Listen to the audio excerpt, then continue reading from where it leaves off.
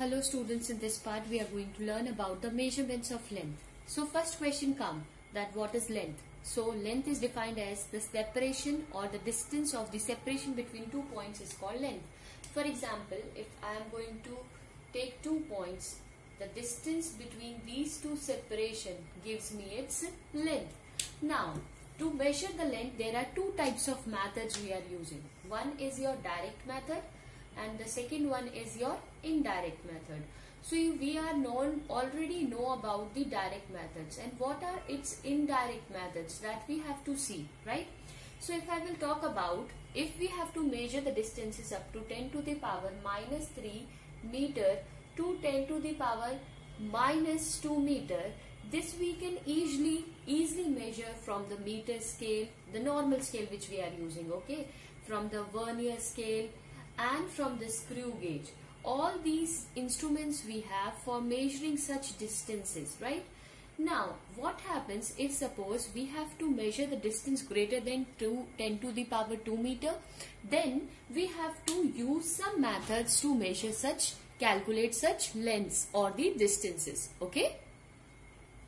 The first method we are going to discuss, that is indirect method. In this indirect method we are going to talk about the triangulation method. We are going to talk about triangulation method.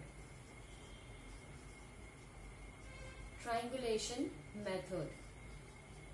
Okay.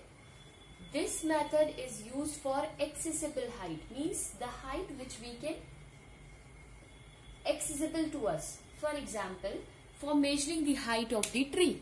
For example, we have to measure the height of the tree. So we assume let the height of the tree is h. Let the height of the tree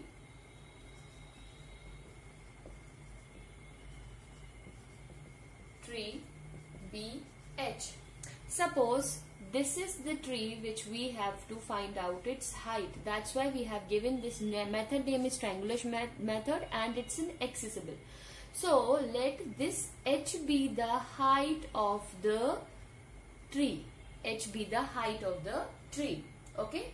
Now we have to measure a height of the tree or any tower we can say. Okay. Now what we are going to do is, suppose this is the point from where I am observing this. Okay. This is the point from where I am observing this. Okay. So this point I am saying this point is C. Okay, this point is called C and the height of this tree is called AB. If I am going to keep a protractor over here and after keeping the protractor I can measure this angle and this angle gives me the theta, right? This angle gives me theta. So now from this I can come to know angle ACB is equals to theta. So from the right angle triangle what we can say, we can calculate tan theta. Tan theta will be what? AB upon CB. So what is that? AB. AB is h and what is let this distance we call it x. X. So h will be what? That is x of tan theta. Means from the tape or from anything we can measure this distance and we can find this theta. We can easily calculate the height of the tree or the tower. So this is the triangulation method or the accessible height method. Okay. Now again the same method, triangulation method, we are going to use for inaccessible object. Now what is this inaccessible object means? Okay. If we talk about this inaccessible object means where it is difficult to reach, such as your mountain or any peak we can consider. So we can assume that this is the mountain and that mountain is having the height h. Okay. And I am somewhere here at the ground and observing its peak. So when I am observing its peak from the ground, so I will keep a protractor over here and I will draw that angle and that angle I called it theta 1. Let this angle be theta 1 and this is my A and B and this is my C. Okay. Let this distance be x. Later on what we have done is we have calculated the another angle from the certain distance from C and this we called D and this is also making an angle with it. That angle we call theta 2. Okay. So what we are doing by doing this, you can see here two right angle triangles. If we will talk about in right angle triangle BAC, we get cot theta 1 is equals to what? That is your cot theta will be what?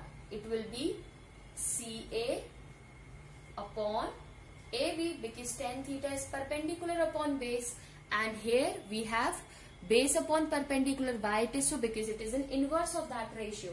So we can find it out here that cot theta will be what? Cot theta will be x upon h. Cot theta 1 we will have x upon h. Similarly, we can find it out cot theta 2 from the triangle this. So let this we called it at B. So from the triangle we can find it out A, from the triangle BAD. So we found that is cot theta 2 is equals to D plus x upon h, right? So we need to find out that what will be its height. So theta 1 minus cot of theta 2, we will get it here. B plus x upon h minus x upon h, we will get D upon h.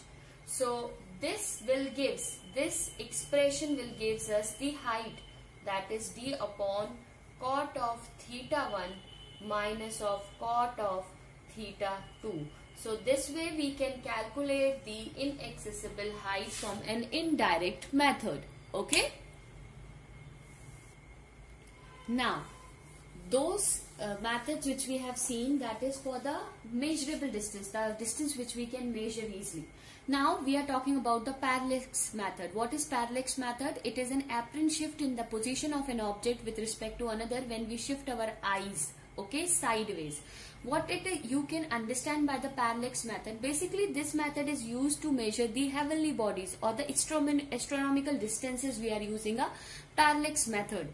Here you can see, suppose when I am going to keep a pen over here, okay, and when I am going to keep a pen over here and I am going to close my left eye, I can find the position of my pen. You can also try this activity at home.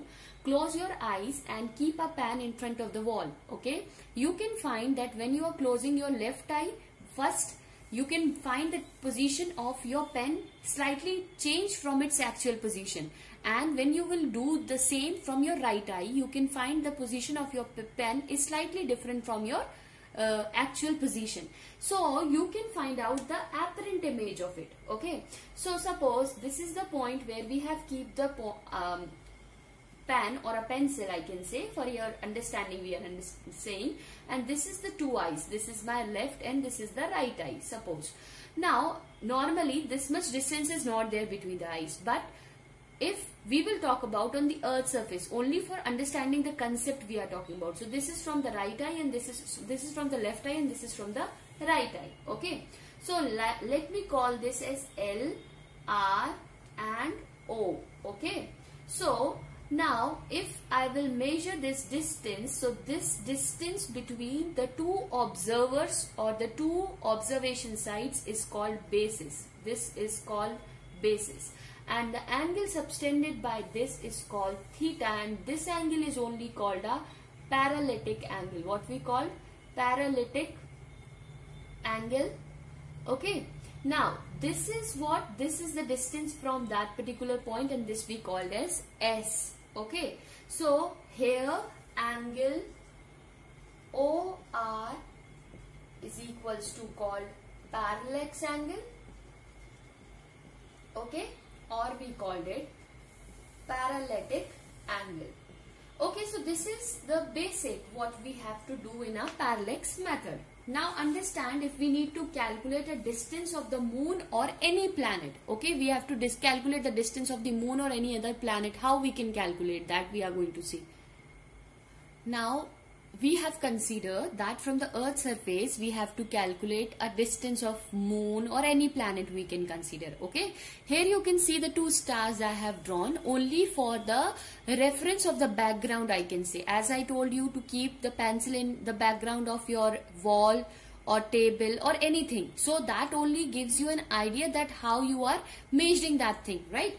So suppose on the Earth's surface we have considered a 2 point. This, let me call this point A and this point I called it B.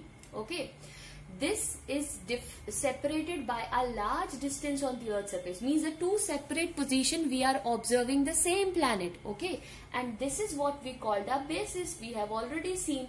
Okay, now from the telescope we are going to measure, or we are going to see this distant planet, and this from here also we are going to see the distant planet. Let this distant planet be at a distance of S, we can say. Okay, now with the help of telescope we can find out the angle of the made by this distant star. Let this angle be called at phi 1 and this angle be called at phi 2.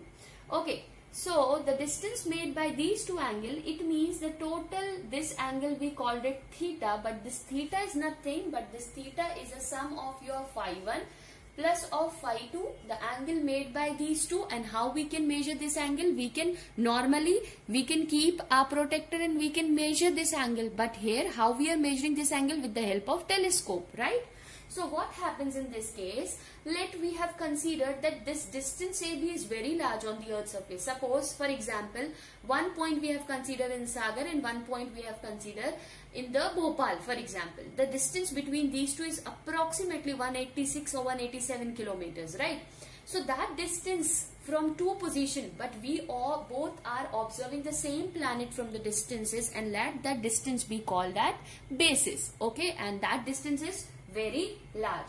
So now here you can say that the angle made by, let this be called as P. Okay, the angle made by this as P A S dash, let this be called my star S dash and S dash, P S dash B phi 1, and the angle made by this, that is P B S dash B phi 2. Okay, from the two observation of the same time we have come to know, what we have come to know, that ये जो है आपका distance, that is smaller than the distance of your radius which we are considering. This distance is very far, right? So we can consider, or we can take the arc of this. So we know that theta is equals to what we have, that is arc upon radius.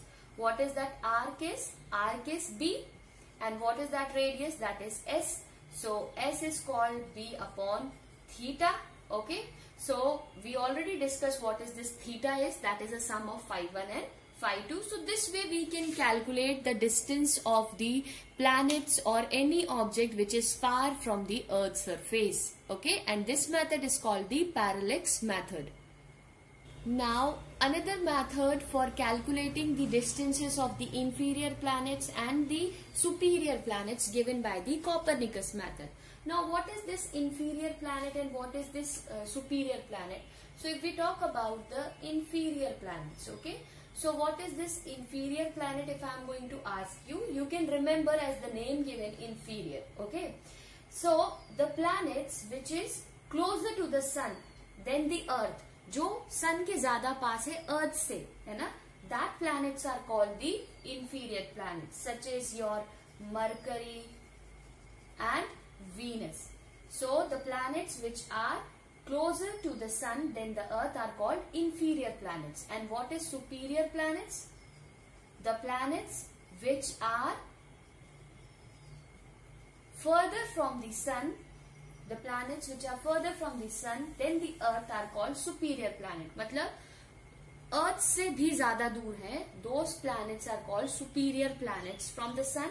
The planets which are far is called superior planets, and from the sun, the planets which is close is called inferior planets. Now how we are going to utilize this? So all the remaining planets like your Uranus, Pluto, Neptune, these these all are comes under a category, or Jupiter or Saturn all come under the category of your superior planets. Okay. Now what the Copernicus has assumed, he has assumed that the planets are orbiting in a circular planets, means in a circular form. Okay.